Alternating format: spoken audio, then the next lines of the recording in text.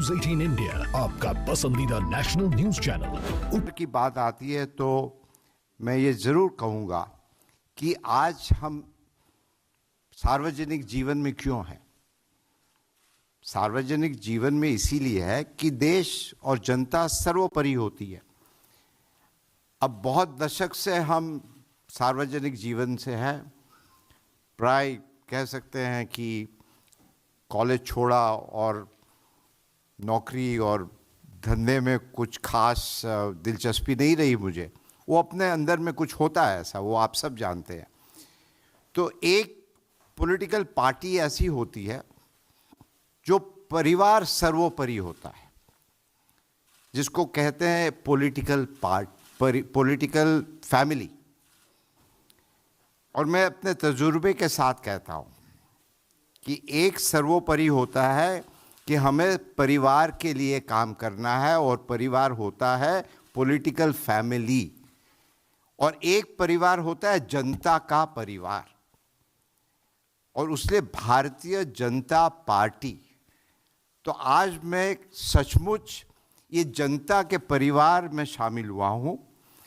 और हम लोग क्यों शामिल होते हैं कि जनता की सेवा, ये मकसद तो यही होता है ना। अब वहाँ दूसरी पार्टी में मैं नाम नहीं लेना चाहता हूँ, अब सब जानते हैं, वहाँ एक परिवार की सेवा होती है। जनता की सेवा होती है कि नहीं मुझे पता नहीं है।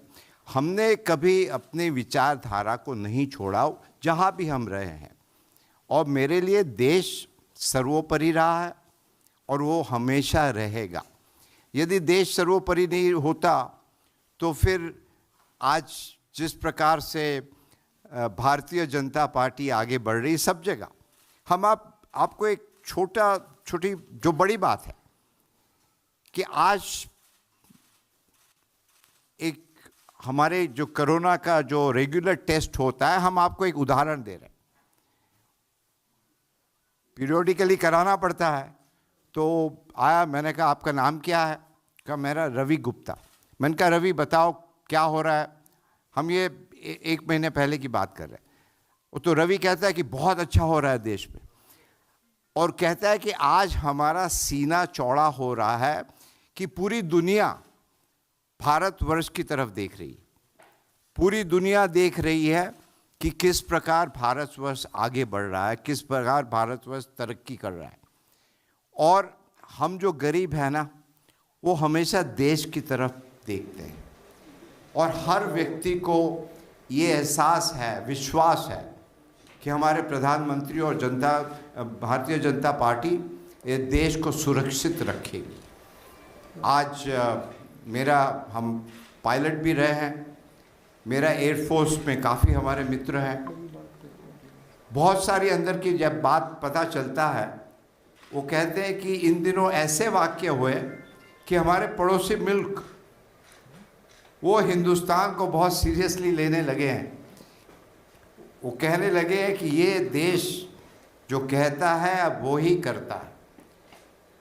अब जब बंगाल जितने भी होनहार, आप बाहर चले जाइए, हिंदुस्तान के हैं, बंगाल के काफ़ी हैं, प्रोफेसर हो, स्टूडेंट हो, और आज वही बंगाल, वहाँ के जितने लोग बाहर जाते हैं, बाहर जाना कोई गलत बात नहीं, मगर बंगाल अपने आप में सक्षम है। और आज ये माहौल बंगाल में है कि वहाँ की जनता मुझे कहती थी कि आप यहाँ क्या कर रहे हैं, हर जगह। और ये आज हम भारतीय जनता पार्टी में समावेश हुआ उसीलिए नहीं कह रहे, हम तंग आ चुके थे। हर एक व्यक्ति, पड़ोसी हो, जान पहचान वाला हो, अनजान हो, फ़ोन करके कहता था कि यहाँ तो आपके लोग आते हैं, मारपीट करते हैं, पैसा मांगते हैं। एक स्कूल यदि बनाना हो और स्कूल की दीवार करनी है, वहाँ भी चंदा देना पड़ता है। और एक नहीं, हर रोज़ कोई नहीं आते। इतना आतंक, इतनी हिंसा, इतना करप्शन, मतलब बंगाल है। आप एक तरफ कल्चर की बात करते हो और दूसरी तरफ हिंसा, और आपकी जो ज़बान होती है ये शोभा नहीं देता है। तो अंत में मैं यही कहूँगा, बंगाल का जो गौरव है वो पुनः सोनार बांग्ला जिसकी बात करते हैं, और सोनार बांग्ला क्या होता है? विचारों की Bangla. What Bengal thinks today, rest of the country thinks, or maybe the rest of the world thinks tomorrow. और आज बंगाल के लोग बहुत ही खुश हैं कि एक असली परिवर्तन होने जा रहे हैं।